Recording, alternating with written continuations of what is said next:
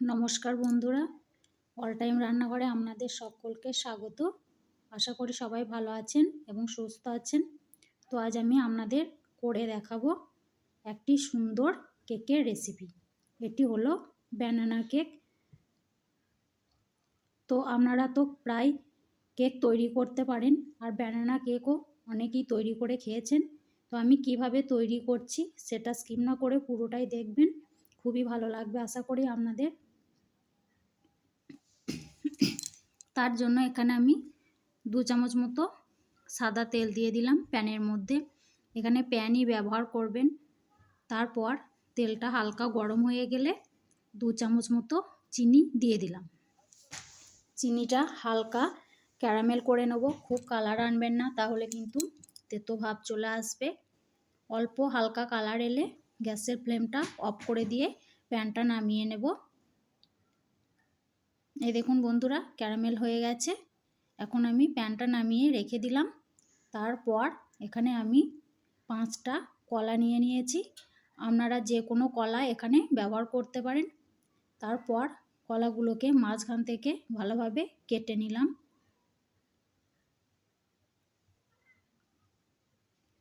সবগুলো কেটে নেব।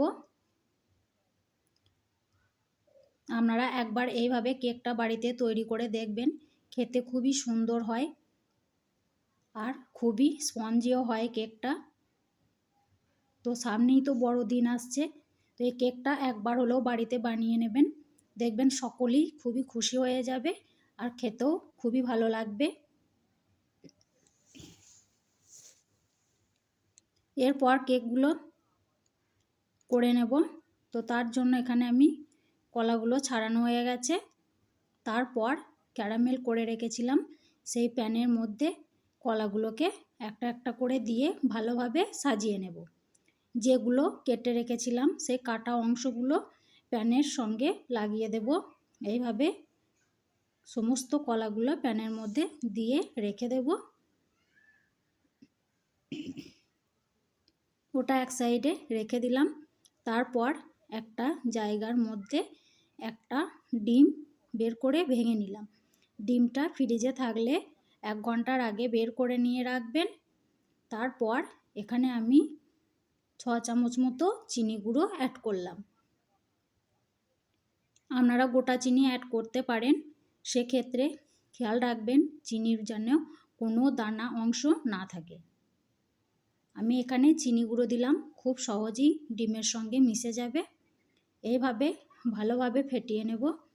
ফেটানোর পর দেখবেন একটু সাদা ভাব চলে এসছে। এই দেখুন বন্ধুরা,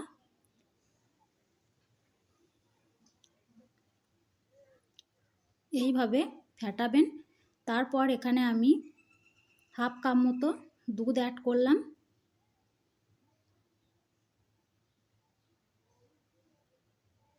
একটু স্বাদ মতো লবণ দিলাম। তারপর 1 চামচ মতো ভ্যানিলা এসেন্স দিয়ে দিলাম। এগুলো দেওয়ার পর ভালোভাবে আর একবার মিশিয়ে নেব। মেশানোর পর এখানে আমি 1 কাপ ময়দা দিলাম, 1 চামচ বেকিং পাউডার দিলাম। এগুলো ভালোভাবে চেলে নেব। বেকিং পাউডার অ্যাড করবেন, বেকিং সোডা না কিন্তু বন্ধুরা। এগুলো ভালোভাবে চেলে নেব। চালা হয়ে গেছে। এখন আমি ময়দাগুলো এই গোলাটার সঙ্গে ভালোভাবে মিশিয়ে নেব। এটা খুব ভালোভাবে ফেটিয়ে নেবেন। এটা যতটা ভালোভাবে ফেটানো হবে কেকটা কিন্তু ততটাই স্পঞ্জি হবে। তারপর সবার শেষে 4 চামচ মতো সাদা তেল দিয়ে দিলাম। তেলটা ব্যাটারের সঙ্গে ভালোভাবে মিশিয়ে নেব।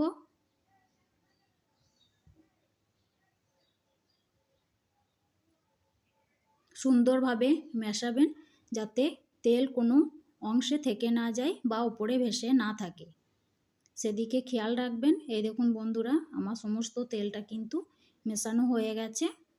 এখন আমি যে প্যানের মধ্যে কলাগুলো রেখে দিয়েছিলাম সেই প্যানের ওপরে একটু ব্যাটার দিয়ে ভালোভাবে কভার করে দেব কলাগুলোকে, যাতে কলাগুলো বাইরে বেরিয়ে না থাকে। এই দেখুন বন্ধুরা, আমি সমস্ত ব্যাটারটা দিয়ে ভালোভাবে কলাগুলোকে ঢেকে দিয়েছি। এখন আমি গ্যাসের ফ্লেমটা অন করে দেব। অন করার পর এটাকে আমি একটা ঢাকা দিয়ে ভালোভাবে ঢেকে দেব। আর কোনো ছিদ্র থাকলে সেটাকে বন্ধ করে দেবেন। গ্যাসের ফ্লেমটা হালকা লো আঁচে রাখবেন। তারপর 20 মিনিট জাল দিয়ে নেবেন। 20 মিনিট পর ফিরে আসলাম বন্ধুরা। কেকটা দেখে বুঝতে পারছেন কতটা ফ্লাফি হয়েছে। এখন একটা কাঠি নিয়ে চেক করে নিলাম। কাঠির গায়ে কোনো ব্যাটার লেগে যাচ্ছে না, তার মানে কেকটা আমার সুন্দরভাবে হয়ে গেছে। এখন আমি কেকটাকে একটু ধরে উল্টে দিলাম। খুব সহজেই উল্টানো যাবে, প্যানের গা থেকে খুব সুন্দরভাবে ছেড়ে আসবে। উল্টে দেওয়ার পর আবারও ঢাকা দিয়ে 5 মিনিট একটু জাল দিয়ে নেব। গ্যাসের ফ্লেমটা লো আঁচেই থাকবে। 5 মিনিট পর ফিরে আসছি বন্ধুরা কেকটাকে নিয়ে। 5 মিনিট পর ফিরে চলে আসছি বন্ধুরা। এবার দেখে নিন।